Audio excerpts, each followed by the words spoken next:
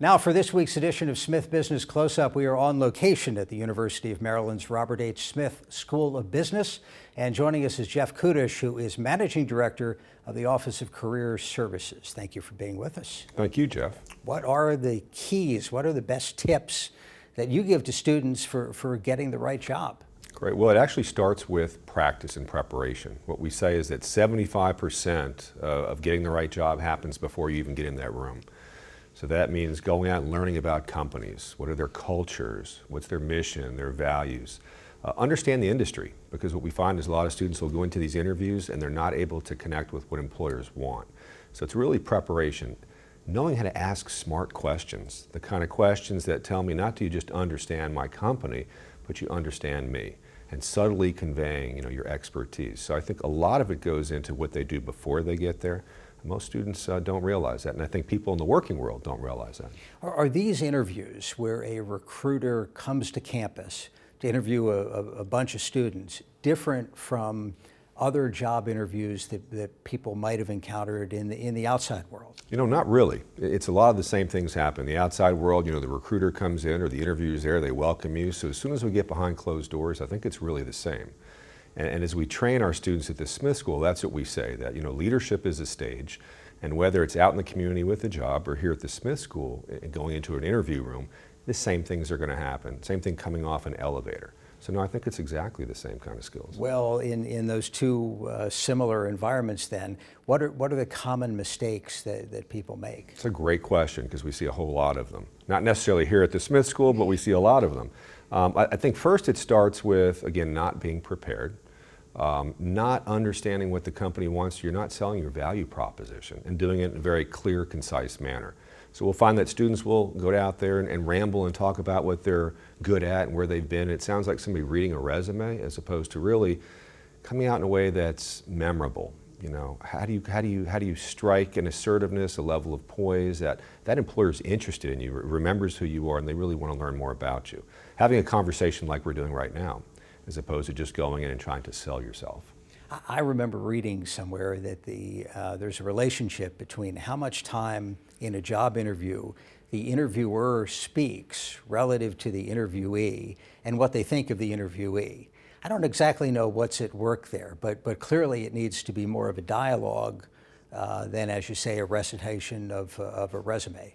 It is, and what we tell the students are at least 50% of the time you should be listening as opposed to speaking. And it's not just about what you're saying, but it's about what you're not saying. So at the Smith School, we spend a lot of time talking about the importance of body language as opposed to verbally what's being communicated. And again, listening, asking the right questions. I'm sitting here with you right now, and you've got a great poise and a stature and sense, but where your hands are, how you're sitting, these things are really important in an interview. What do you tell students, because not all of these are going to be successful despite all of the great training and practice, just with the volume of interviews and qualified candidates. What happens when you're not successful? What do you take away from that? So that's really important. We spend a lot of time talking about resilience and failure. I like to use President Lincoln, our famous president, who took him years and years of attempts to get the presidency. Failed as a manager, failed as an agriculturist, failed in a lot of ways. So it's what can you learn from the experience? We spend a lot of time building resilience here at the Smith School and things like improvisation. So learning how to take risks and kind of falling.